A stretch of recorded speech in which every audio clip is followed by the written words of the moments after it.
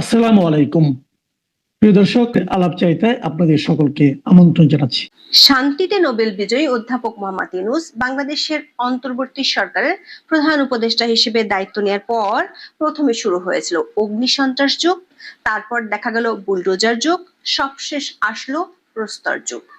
যে যুগে মানুষ মানুষকে পাথর চাপা দিয়ে মারে কিংবা মসজিদে ইবাদতরত অবস্থায় কুপিয়ে হত্যা করে।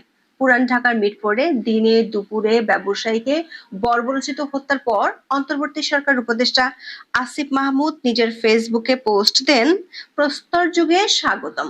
বিস্ময়ের ব্যাপার হলো এই প্রস্তর যুগের শাসক ডক্টর ইউনূস, যিনি শান্তিতে নোবেল বিজয়ী, তার কূটকৌশল বাহিনীতে আছেন হরেক রকমের বেশ কিছু মানবাধিকার কর্মী, বৈষম্য বিরোধী আন্দোলনের নেতারা, অথচ তাদেরই শাসনামলে কখনো ডক্টর ইউনূসের কিংস পার্টির সদস্যরা, কখনো মিত্ররা, কখনো বা সহযোগীরা গত 11 মাস ধরে অবলীলায় চালাচ্ছেন মব সন্ত্রাস। যদিও তার দপ্তরের ভাষায় এগুলো প্রেসার গ্রুপের কাজ।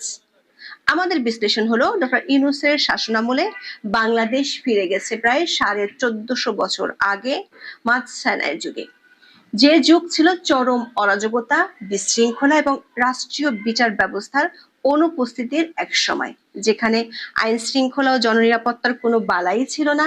ক্ষমতাবানরা মাটিতে ফেলে দুর্বলদের পিষে ফেলতো, তাদেরকে মনে করা হতো ছোট মাছের মতো। তবে শশাঙ্কের মৃত্যুর পর শুরু হওয়া মাতসানা যুগে বাংলায় ছিল না কোনো নোবেল বিজয়ী, মন্ত্রিসভায় ছিল না হরেক রকমের অধিকার কর্মী, আর ছিল না শক্তিশালী সেনাবাহিনী। কিন্তু বর্তমান বাংলাদেশে আছেন এমন একজন সেনাপ্রধান, যিনি বুলডোজার যুগের পরে কড়া হুঁশিয়ারি দিয়ে বলেছিলেন, এনাফ ইজ এনাফ। মানুষ তখন আশাবাদীও হয়েছিল। তবে বুলডোজার যুগ থেকে মব নামক প্রেসার গ্রুপের রক্তের হোলি খেলায় প্রস্তর যুগে এসে পড়লেও সেই এনাফের প্রান্ত সীমা খুঁজে পাওয়া যাচ্ছে না। তাতে সেনাবাহিনীর উপর দেশটির সাধারণ মানুষের হতাশাও দেখা যাচ্ছে। বাংলাদেশ সেনাবাহিনীর ফেসবুক পেজে গত 16 ঘন্টায় দেয়া দুটি পোস্টের কমেন্ট সেকশনে সাধারণ মানুষ তাদের হতাশার কথা জানাচ্ছেন। কেউ কেউ লিখেছেন, আপনাদের উপর আর ভরসা নেই। কেউ স্মরণ করিয়ে দিচ্ছেন গত বছর 5ই আগস্টের পর সেনাপ্রধান দেশ ও দেশের মানুষের দায়িত্ব নেয়ার কথা।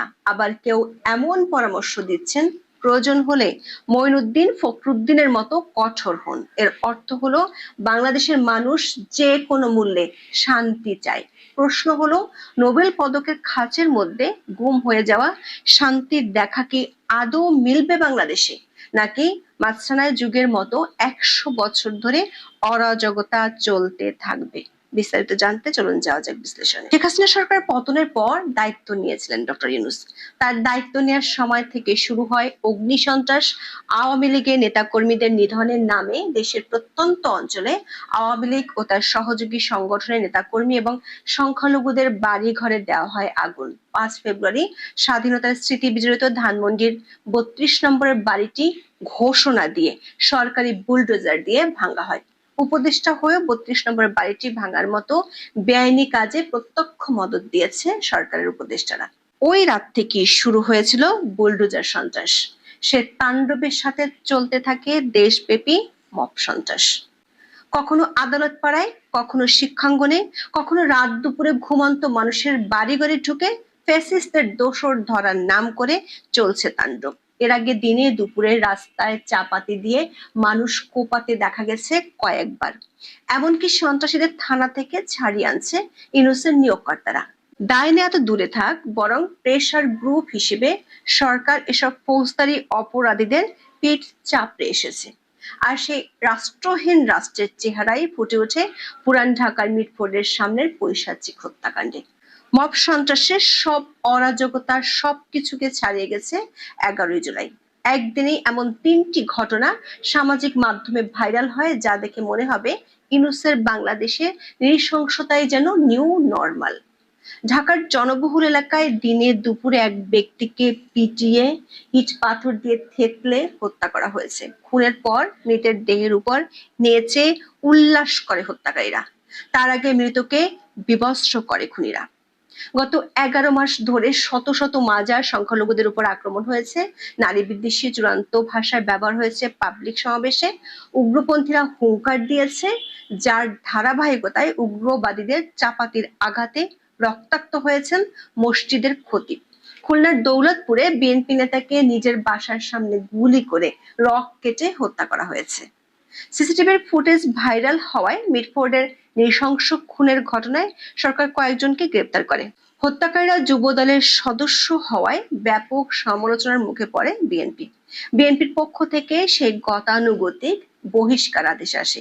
কেন বলছি লোক দেখানো বা গতানুগতিক, সেটি জানতে দেখে নেই ডয়েচে ভেলের এই প্রতিবেদনটি। 5 জুলাই প্রকাশিত এই প্রতিবেদনটিতে বলা হয়েছে, গত বছরের 5 আগস্টের পর থেকে এখন পর্যন্ত বিএনপি ও সহযোগী সংগঠনের প্রায় 3200 নেতা কর্মীর বিরুদ্ধে সাংগঠনিক ব্যবস্থা নেওয়া হয়েছে।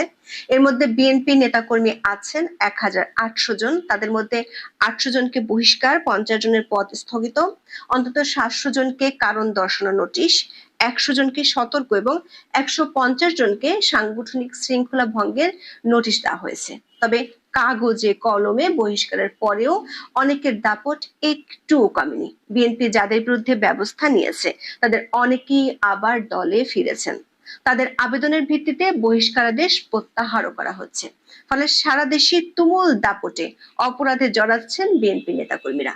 কিংস পার্টি হিসেবে পরিচিত এনসিপির চিত্র আরো ভয়াবহ।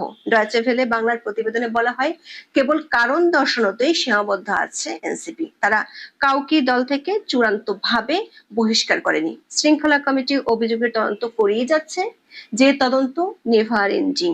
মিরপুরে টর্চার সেল খুলে চাঁদাবাজির সব প্রমাণ পেয়েও বৈষম্য বিরোধী নেতাদের বিরুদ্ধে কোনো ব্যবস্থা না নিয়ে উল্টো তাদের নিয়ে বৈঠক করছেন এনসিপির নেতারা। যখন সরকারের নাকের ডগায়, সরকারের নীরবতায়, কখনো কখনো পৃষ্ঠপোষকতায় সন্ত্রাস বেড়ে রক্তের হোলি খেলা হয়ে গেছে, তখন উপদেষ্টা আসিফ মাহমুদ স্বীকার করলেন তার সরকার দেশটিকে 11 মাসের মধ্যে প্রস্তর যুগে নিয়ে গেছে। তিনি নিজের ফেসবুকে লিখেছেন, প্রস্তর যুগে স্বাগতম, কেউ ইতিহাস থেকে শিক্ষা নেবে না, ধন্যবাদ। তার সে পোস্টে বেশিরভাগ মন্তব্যই ডক্টর ইউনূস সরকারের সমালোচকদের। বেশিরভাগ মানুষ বলছে অন্তর্বর্তী সরকার মানুষের নিরাপত্তা দিতে ব্যর্থ, তাই তাদের পত্রপাঠ বিদায় নিয়ে চলে যাওয়া উচিত। একজন লিখেছেন, ডক্টর ইউনূসের শাসনামলে প্রস্তর যুগে ফেরত গেলাম। খোদ সরকারি প্রতিষ্ঠান বাংলাদেশ পরিসংখ্যান ব্যুরোর জরিপে উঠে আসছে মানুষের ভয়ের কথা, মানুষের নিরাপত্তাহীনতার কথা। ডিএমপির অতিরিক্ত commissioner S N Nazrul Islam পুরান ঢাকার ঘটনা নিয়ে সমকালকে বলেন, এমন বিভৎসতা তিনি আগে দেখেননি। তিনি বলেন, মানুষের মধ্যে অস্থিরতা কাজ করছে, তরুণদের একটা অংশ নিয়ন্ত্রণের বাইরে চলে যাচ্ছে। সমাজে শৃঙ্খলা ও ঐক্য বজায় না থাকলে বিপদ আরো বাড়বে। রক্তাক্ত লাশের উপর যা হয়েছে সেটি অবর্ণনীয়। এই আচরণ চিন্তার বাইরে। দর্শকের আশঙ্কার কথা সেনাপ্রধান জেনারেল ওয়াকারুজ্জামান জানিয়েছিলেন গত 25শে ফেব্রুয়ারি তার এক বক্তব্যে। জাতীয় শহীদ সেনা দিবসে রাওয়া ক্লাবে এক অনুষ্ঠানে তার সেই বক্তব্য আলোড়ন তুলেছিল সারা দেশে। হানাহানি বন্ধ করে সবাইকে এক থাকার আহ্বান জানিয়েছিলেন সেনাপ্রধান। করতে পারেন, নিজেরা যদি কাদা ছোড়াছুড়ি করেন, মারামারি কাটাকাটি করেন, এই দেশ এবং জাতির স্বাধীনতা সার্বভৌমত্ব বিপন্ন হবে। আমি আজকে বলে দিলাম, নাইলে আপনারা বলবেন যে আমি আপনাদের সতর্ক করিনি। আমি সতর্ক করে দিচ্ছি আপনাদের। আমার অন্য কোনো আকাঙ্ক্ষা নাই, আমার একটাই আকাঙ্ক্ষা, দেশ এবং জাতিটাকে একটা সুন্দর জায়গায় রেখে ছুটি করা। I had enough. Was last 7-8 months I had enough. আমি চাই দেশ এবং জাতিকে একটা সুন্দর জায়গায় রেখে আমরা সেনানিবাসে ফেরত আসবো। কিন্তু সেনাপ্রধানের সেই সুন্দর জায়গায় দেশকে রেখে যাওয়ার স্বপ্ন গত 4 মাসে দুঃস্বপ্ন হয়ে গেছে। পুলিশ সদর দপ্তরের তথ্য অনুযায়ী গত মার্চ থেকে জুন এই 4 মাসে সারা দেশে খুন হয়েছে 1336 জন। বাংলাদেশের 54 বছরের ইতিহাসে যে কোনো 4 মাসের মধ্যে সবচেয়ে বেশি হত্যাকাণ্ডের তথ্য এটি। এমন নৃশংস ভয়াবহ পরিস্থিতিতে দেশের মানুষও ক্ষুব্ধ। বাংলাদেশ সেনাবাহিনীর যে ফেসবুক পেজ, সেখানে গত 16 ঘন্টায় 2টি পোস্ট দেওয়া হয়েছে। সেই 2টি পোস্টে মানুষ ওই পোস্টের বিষয়বস্তুর বাইরে গিয়ে নিজেদের উদ্বেগের কথা জানাচ্ছেন। একটি পোস্টে 2400 কমেন্ট পড়েছে, যার 94%ই দেশের আইন শৃঙ্খলা পরিস্থিতি সম্পর্কে। কেউ বলছেন সেনাবাহিনী ব্যর্থ, কেউ বলছেন আর নয়, এবার সেনাবাহিনীর শক্ত হাতে দমন করা উচিত। কারো কারো হতাশা এতটাই বেড়েছে যে 111 সরকারকে অনুসরণ করারও পরামর্শ দিয়েছেন। দর্শক, সরকার পক্ষ থেকে পরিস্থিতি বিবেচনায় প্রস্তর যুগের কথা বলা হচ্ছে, কিন্তু আমাদের বিবেচনায় ডক্টর ইউনূসের শাসনামলকে বাংলার ইতিহাস বিচারে মাতৃসেনার যুগের সাথে তুলনা করা যেতে পারে। আমরা রাজা শশাঙ্কের কথা জানি, তার মৃত্যুর পর বাংলায় ঘোর অন্ধকার নেমে এসেছিল, শুরু হয়েছিল মাতৃসেনার যুগ। মাতৃসেনা একটি সংস্কৃত শব্দ, যার অর্থ হলো মাছের মতো। মাছেদের জগতে বড় মাছ ছোট মাছকে খেয়ে ফেলে, যেমনটা গত 11 মাসে দুর্বল নিমিষে সবলের শিকারে পরিণত হতে আমরা দেখেছি। মাতৃসেনা যুগে বাংলায় কোনো আইন শৃঙ্খলা ও জননিরাপত্তার বালাই ছিল না। রাষ্ট্রীয় বিচার ও নিরাপত্তা ব্যবস্থা ভেঙে পড়েছিল এবং অপরাধীকে দণ্ডদান কিংবা নিপীড়িতকে ন্যায় বিচার দেওয়ার সকল নিয়ম তখন স্থবির ছিল। এই আইনহীনতার সুযোগে প্রভাবশালী ব্যক্তিরা দুর্বলদের উপর নিপীড়ন চালাতো। দুর্বলরা সবলদের হাতে, ক্ষমতাহীনরা ক্ষমতাবানদের হাতে শোষিত হতো, যা ছিল মাতৃসেনার ধারণার বাস্তব প্রতিফলন। দর্শক, গত 11 মাসে নোবেল বিজয়ী ডক্টর ইউনূসের শাসনে আমরা কি এর প্রতিটা বিষয়ের প্রতিফলন দেখতে পাচ্ছি না? বিখ্যাত ইতিহাসবিদ রমেশচন্দ্র মজুমদার, রাখাল দাস বন্দ্যোপাধ্যায় একে বলেছেন অরাজকতা, আর নীতিশ সেনগুপ্তর ভাষায় এটি হলো ডার্ক এজ। এতটা ডার্ক ছিল যে দুর্ভিক্ষ হয়েছিল। মাতৃসেনার যুগ শুরু হয়েছিল 650 সালে, শেষ হতে লেগেছিল 100 বছর। পাল বংশের গোপাল এসে উদ্ধার করেছিল বাংলা ভূমিকে।